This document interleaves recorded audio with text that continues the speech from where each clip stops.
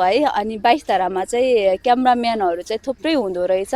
आज उहाँहरूसँग कुराकानी गर्छौँ है। सुदूरपश्चिमको भाषाबाट बोल्नु न है। के भन्ने त सुदूरपश्चिमको भाषामा? म तपाईको बिग फ्यान हो कि। Oh my god! इन्कमको कुरा गर्ने हो भने चाहिँ अब बिजनेस हो हैन, अप डाउन चाहिँ भइहाल्छ।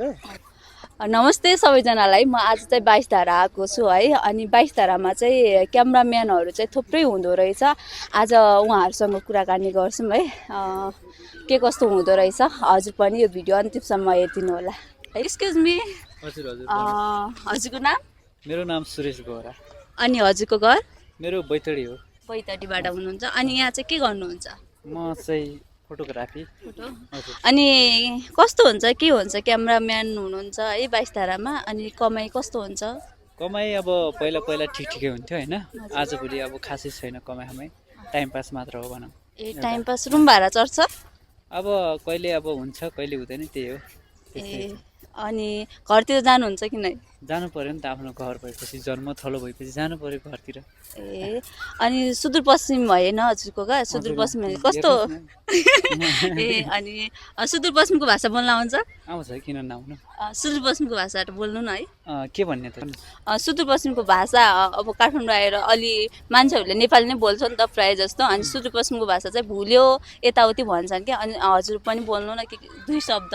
होइन, मैले त भुलेको छैन। धेरै मान्छेलाई फोटो खिच्ने हो भन्नलाई पनि म सुदूरपश्चिमकै भाषा युज गरिरहन्छु होइन। तपाईँलाई सुदूरपश्चिममा हुनुकोमा कतिको गर्व लाग्छ? एकदम, मलाई त धेरैभन्दा धेरै गर्व लाग्छ। म पनि सुदूरपश्चिम है, मलाई चिन्नुभयो होला। मेरो घर चाहिँ सुदूरपश्चिम बजाङ हो। तपाईँको यसो भिडियोहरू हेरिरहन्छु मैले। सिर्जना के अरे, सिर्जना बोहरा भन्छ नि। हजुर, thank you so much. Thank you so much. म तपाईँको बिग फ्यान हो कि। थ्याङ्क यू सो मच, मलाई टाइम दिनुभयो। Thank you so much. नमस्ते। नमस्ते। अनि हजुरको शुभ नाम? मेरो नाम चाहिँ निगम राई हो। ए अनि यहाँ के गर्नुहुन्छ 22 धारामा? म 22 धारामा एज अ फोटोग्राफर। ए अनि के कस्तो छ 22 धारामा मान्छेहरूको अब के भन्छन् फोटोहरू खिच्दाखेरि चाहिँ?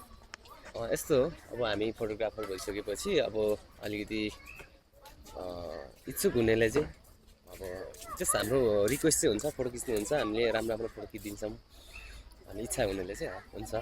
अनि के कस्तो हुन्छ यहाँबाट चाहिँ कमाइ अनि रुम भाडाहरू त्यस्तो हुन्छ? अब त्यो इन्कमको कुरा गर्ने हो भने चाहिँ अब बिजनेस हो होइन, अप डाउन चाहिँ भइहाल्छ।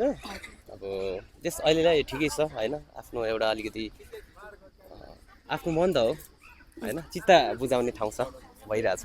ए अनि सोसल मिडियाहरूतिर के कतिको छ हजुरको चाहिँ?